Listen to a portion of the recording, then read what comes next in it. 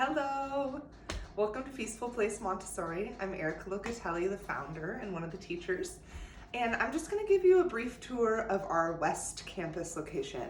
So we're filming right now during the snow days, so excuse my warm attire. And we're going to have a little bit of a hard time showing you some of the outdoor things, but we'll give you a little sneak peek into our garden right now. So come follow me. So we have a little table on the back porch where the children eat snack throughout the day, probably not in the snow. We might be inside for a little while. But typically this is where the children snack. We put their snack items there. And then come and have a look out here. The children actually enter into the backyard when they arrive. And typically there's a tent over this structure to keep us nice and warm and dry, but we had to take it down so that the snow wouldn't collapse it, of course. So you can kind of see the skeletal part of our shelter right now. Underneath, we put all different kinds of things, tables with different works, sensory tables, rugs with items to work with on them. And then we also explore the upper garden where we have a vegetable garden, strawberry patch, and all other kinds of other delicious edible and non-edible plants that we get to learn about throughout the year as well. So when the children come, they start outdoors, they play outside for a period of time, and then they make their way back into the classroom, and I'll show you that now.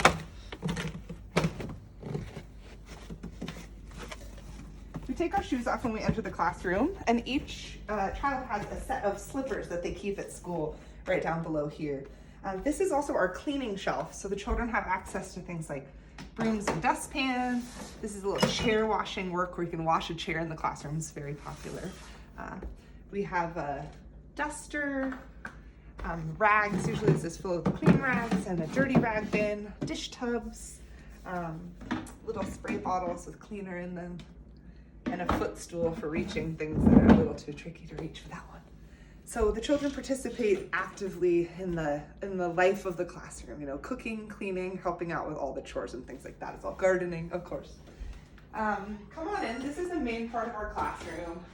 We're studying spiders right now, so don't let our spider web scare you. Come on in and I'll show you the cubby area. So this is the children's indoor cubbies.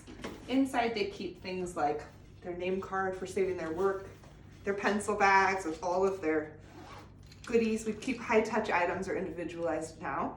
And they have markers, colored pencils, regular pencils, scissors, glue sticks, things like that that they can use to participate in the arts and crafts, and also potentially to work in their journal books, which are just blank sketchbooks that they like to draw and be creative. This is one of our younger students.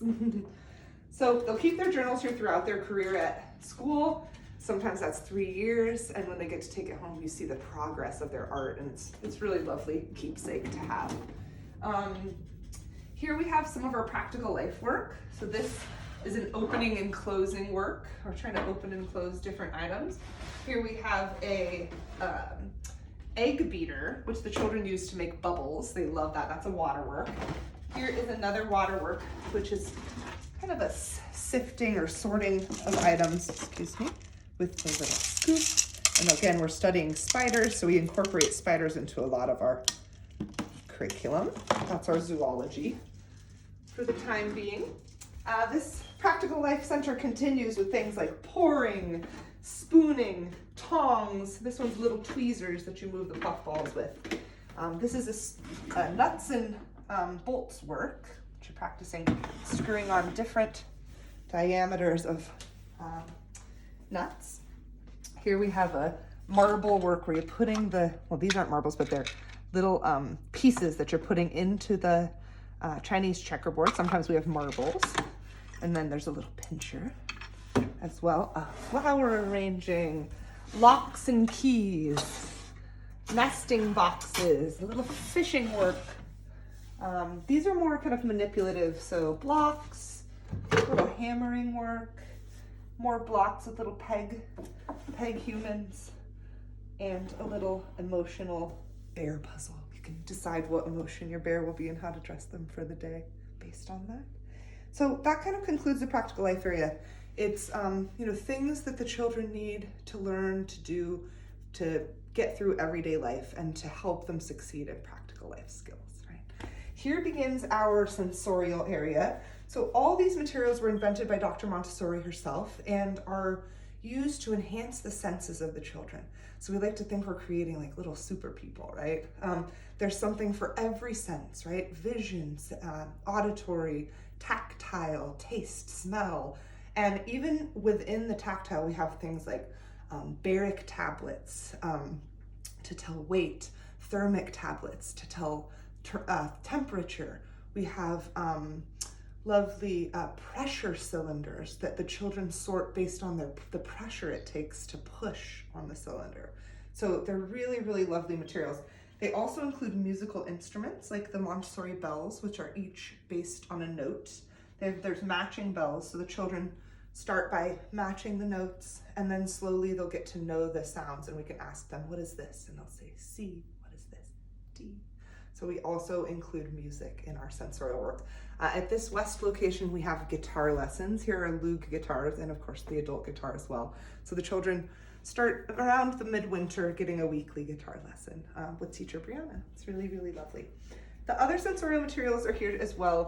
This is one of the quintessential materials. It's called the Pink Tower. And the genius of the Pink Tower is that it's based on base 10. The largest cube is 10 cubic centimeters, while the smallest, which we keep in a little container, is 1 cubic centimeter, right? So the children are not only learning, a to do visual sensorial work and train their vision, but they are also kind of sensorially absorbing base 10 in the decimal system. So it's a great way to start early math work as well. All right. And then we keep making our way through the sensorial materials. Here you'll see many more. There are colors, the pressure cylinders that I was speaking of earlier. Let's see. Oh, that one's really easy to push. And that one takes firmer pressure, right? And I'll find its match there. Constructive triangles. These are the binomial and trinomial cubes based on algebraic equations. The geometric solids for learning our 3D shapes. And the geometric cabinet for learning our 2D shapes. And many, many more fun works, and those change throughout the year. Some of them will remain throughout the year, and some of them will change, just depending on the type of work that it is and how many extensions and things there are. So this is the kitchen at West, and it's a big part of the classroom. The children work in the kitchen. Sometimes there's a work table there. There's also a big table they like to sit at and do journal work or puzzles with a friend, maybe. It's pretty nice. Here's the children's water container, so they can help themselves to a glass and pour themselves water whenever they need. They know to head to the kitchen and take their mask over there where they have a little space from their friends. It's our drinking area in the classroom. And of course, when the children are eating, that's the one time we keep them separated, when we have our masks off for food or beverage.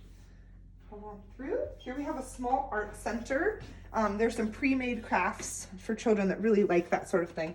Here they're doing a little stained glass work. Here doing some snips that they can glue onto a leaf, and a little beading work. Everyone loves to make jewelry, of course, for maybe a gift for a family member or a gift for yourself. That's very popular too. Here we have the children's bathroom, and they use the sink for hand washing, the toilet for pottying, of course. And then they also use the sink to retrieve water for practical life work. In the shelf over there, we have bags with their extra clothes. So that's also a place where they can change if they need to. Maybe they got wet outside or had an accident. So that's the place they know that they have all their extra things and extra masks as well. Here we have botany. We're just starting our study of the leaf. So we have a few things pertaining to leaves. We have 3-part cards with the parts of the leaf. We have a frobel pinning work where you can poke around a leaf to hang in the window.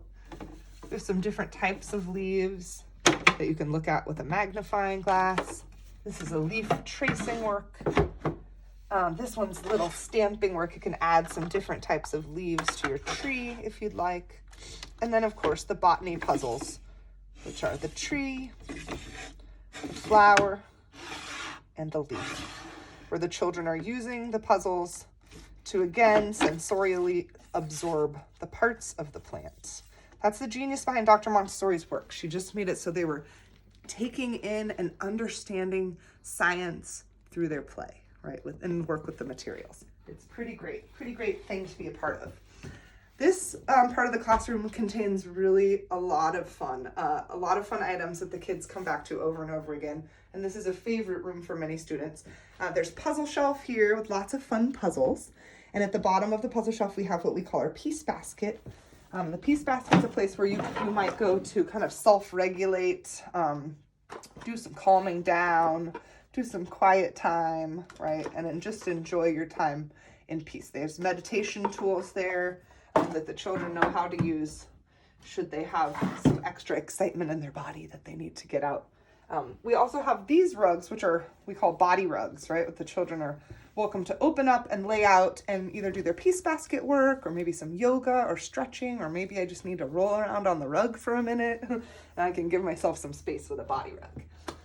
All right, here we go into our geography center, and the children start really simply just understanding land and water and the difference between those two things and what those look like on the globe. And then once we really are in understanding of that, then we move on to continents. And the continents, we just talk about being different land masses that we show with different colors on the map so that we can tell the difference and study them, right? They wouldn't really look like this if I was in a spaceship in outer space, right? But we color them that way to help us study. Yeah. And then we also talk about how do we get from a globe to a flat map, right? I will cut the globe in half and smush each side down, and that's how I get to this. And here we have our puzzle maps. First we have the whole Earth, which I just showed you, and then each continent with each country is represented here. Oopsie, this one got a little tippy. And you use, it would be very, very tricky to put the puzzles back together if we did not use the bases, because the pieces are so small. So the children use the base maps and they match the pieces to the bases. And then eventually what they can do is actually put a piece of tracing paper over the base and do a trace, which is super fun. You get to take home a big map, and I'll show you one like that. I think we have one hanging in the front room when we go back out. Here's more geography. We're just starting our continents, right? So learning all the continents, learning all the continent names. Maybe I'm too young to color a map, so I'll just match some buttons to recognize my continents, right? And then this one, we can, oopsie, it's a little tippy there. I can build my continents and add the names with this beautiful felt work. So just lots of different things to reinforce the names of our continents and what a continent is. This is the start of our math center. So here we have a calendar, which we include kind of between math and geography because it's a little bit of both. And the children like to add to the calendar. Our last day of school is Thursday the 16th before the break, so we're kind of frozen in time there for a little while. And then the children can also make these take-home calendars to, celebrate the month that they're home, perhaps hang it up in their bedroom, and count off the days until the end of the month. We start the children just learning basic counting, right? Just with quantities. So I might have a quantity of, some item, or I might have a number rod with different quantities that I can count, right? So just counting and not adding in any symbols yet, because we want to make sure that your child understands, that this is 3. This is not 3. This is just how we write 3, right? This is just how we write 3, but this is 3. So we really want them understanding the quantities and then afterwards adding in the symbols to understand what does that symbol represent, right? Then after they're really comfortable with their 1 through 10 work, so again, different things to reinforce that. Here, this is a spindle box, usually has spindles, but we added some dinosaurs in. So I'll put 0 dinosaurs in the 0, 1 dinosaur in the 1, and so on and so forth. And other fun things to reinforce 1 through 10. This was a special work we did that's how do I make $1, right? I have the 100 board and I have 100 pennies to make $1. And obviously that was very popular because we like to play with coins. And here we have the place values. This is where we go after our 1 through 10. We have 1,000, 100, 110, and 1 unit. Again, starting with the quantities and then moving to the symbols and getting a really skeletal overview of the decimal system, what that means, and what are the place values, 1 through 1,000. And this is the kind of cool thing about Montessori method is your students introduced to this before they're introduced to teens or tens. So your child might understand 9,000 before they understand 11, if that makes sense. But 11's actually a little bit more complicated than 9,000 when it comes down to it. Then we move on to our teens. Here we have things that help us learn. What is a teen, right? I'm adding a 10 with one of my units and turning into a teen number. And then again, more things to reinforce the teens. Down here, we're reinforcing our tens. And this is when the children go from calling this 5 tens, they've been calling it for a while now, and then we learn this is 50, right? And then the children can start to say their numerals more accurately and in a way that, well, it's actually less accurately, but in a way that sounds normal to us or that adults can understand more easily. Here we have some addition and subtraction games using the beads. This is called the snake game, and we use it to perform operations. Here's some fraction boards.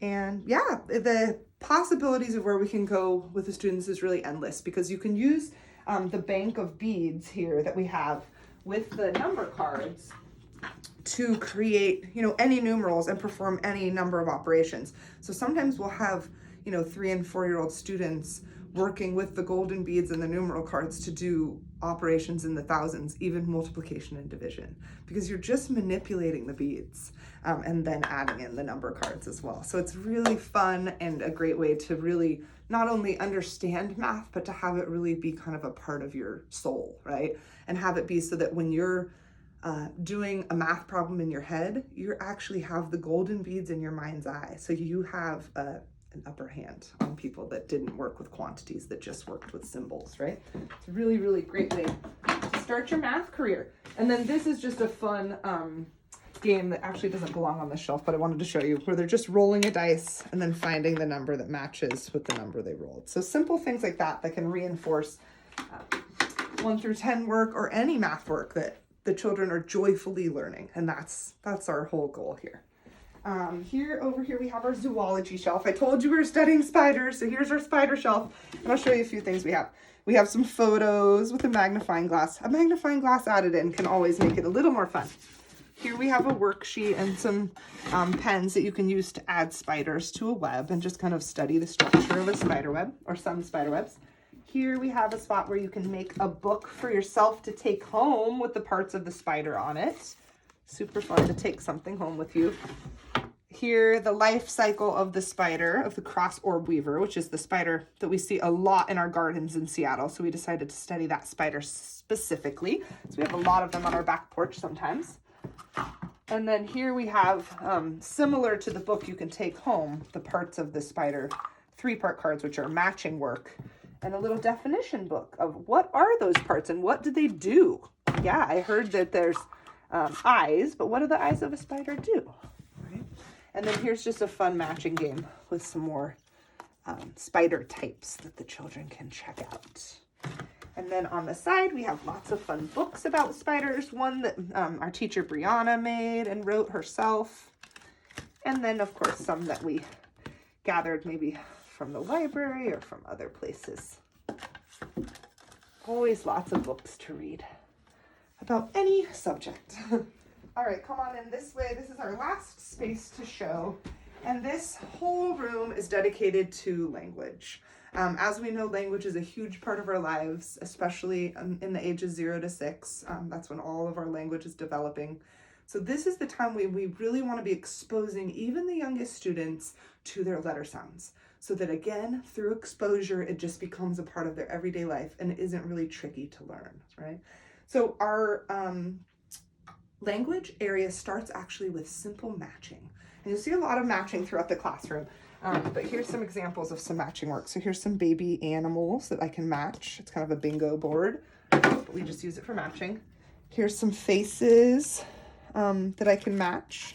It's like a memory game, but we don't play it like memory. We just play it as a matching game.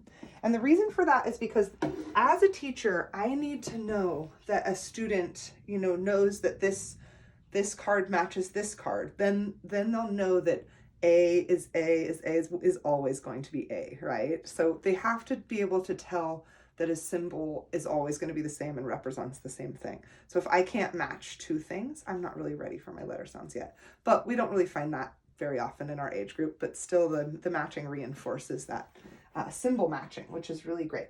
Once I'm really comfortable with matching, which doesn't take long for most of our students, I start being introduced to my sandpaper letters, which each sandpaper letter represents a letter sound, right? And we do lowercase letters only, and we do not call them by their letter names, right? So if I was introducing this letter, I would call it K. I would say this is K. And it's lowercase only and phonetic sound only. And the reason for this is that that's what will help you read most easily, right? If I know my letter names, if I know that this is C, that doesn't help me to read because that's not the sound that I'm looking for most of the time, right, when I'm reading. Also, if I'm doing, same with capital letters, if I'm doing just capital letters and I look at a book, I'm probably not going to be able to read it because most of the letters in a book or in a sentence will be lowercase letters. So we really want our students exposed to the most efficient method of learning, right? So they don't have to go back and relearn things again. So we do have the capital sandpaper letters hiding back here for once the student knows all of their lowercase letters, they can start studying their capital letters and learning which ones correspond with each other. And the fun things, some of the fun things we do with the sandpaper letters are, like this is a tray that has the letter sound D, and then we put a few items that start with D, right? A donkey, a dice, a diamond, a dime, a dragonfly, and of course the children love the tiny objects, so that's really popular. Here we have letter sound K, and inside I have a koala, a keychain, a key, a kangaroo, a kettle, and things that start with the letter sound K. So we just do different things. Also, there's things like this, which is a board where I'm just matching, right? Just getting used to the shapes of the letters and things.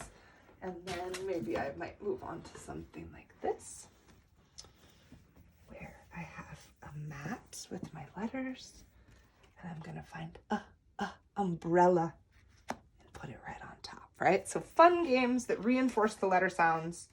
Once the student is very comfortable with each letter sound, and I can ask them, what is this? And they'll say, what is this? This is B. And they're very, very efficient with those phonetic sounds. Then I will introduce them to a little bit of reading work. And that's super fun and kind of, even though they don't know every trick in the book, you know, they know how to do phonetic reading, and it sets them up to get really confident because there are some words that they can read. So I'm not going to teach them, you know, there are 26 letters and each of them makes several sounds. That's going to make a child kind of backpedal because that's a little bit too much information, right? So we're just giving them little spoonfuls so they can get confident, hearty, and feeling like they're ready to move forward and learn more, and their brain's ready to absorb a little more at a time. So here's some of our reading work.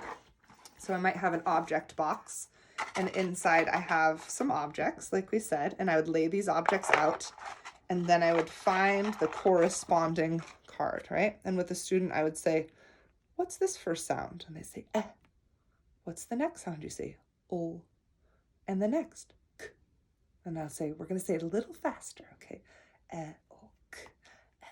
And then after a minute, you know, they say, elk! Oh my goodness, oh, elk! And they get so excited, and then I get to say, do you know what you just did? You just read. And they get to have that moment of their first reading, and it's really beautiful. And once they can read one word, they know they can read more than one word, right? So they start to go a little crazy doing these boxes, but it's really fun to watch them advance. After an object box might come a picture box, right? The same concept, but instead of objects, there are pictures. So we try to always move from concrete to abstract, right? A solid object is more concrete. A picture is an abstraction of that. And maybe in between the two might be a photo, right? A photo is less abstract than a drawing. So anyhow, we try to pay attention to all those things. Once I've mastered my 3-letter phonetic reading, I might move on to blue reading, which is our 5-letter or 4-letter and up phonetic reading. So I might be reading something like this, which is, you know, 6 letters or more, but they're all phonetic and I can read it. Mitten, right? And matching it with the picture. So the children can start to read long words. We just make sure that the words are phonetic for them still. And then we have a lot of other things that reinforce, the phonetic reading. Here are some mail cards, kind of a similar idea, just a different format. Here we have some word lists where the children can read and then take a blank list for themselves and write the words to take home to do some practice reading at home. And maybe I'll have them draw a little picture of each thing on the side if it's something they could draw a picture of. Here we have some things for word building, right? So here's a mat and we call these the movable alphabet, so they can start to build words. So maybe they'll take these objects and they'll take the dog and they'll spell dog, right? And if they get the spelling wrong, we actually don't correct them. We don't correct them in most instances in their work, because the point of the materials is so that the child can have a spontaneous discovery of the concept that we want them to learn, instead of us just explaining it to them, if that makes sense.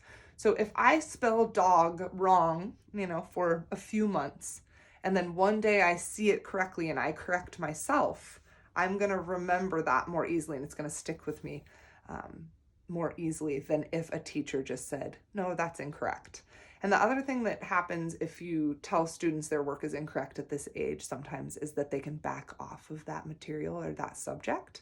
So if I'm constantly saying, nope, that's not correct, you didn't spell that correctly, then the student might, not want to come back because they're not really finding themselves successful, right?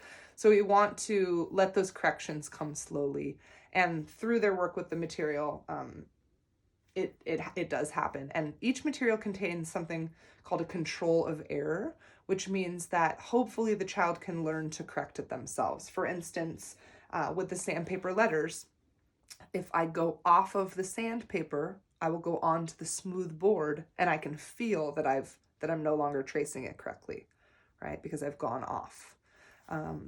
Or for instance, if I'm using the 100 board with the pennies and I skip a penny and I don't have enough at the end, or I put 2 pennies on one spot and I have too few, then that is my control of error. I will know for myself that I didn't do it correctly because there won't be enough, or there will be too many, or something like that, right?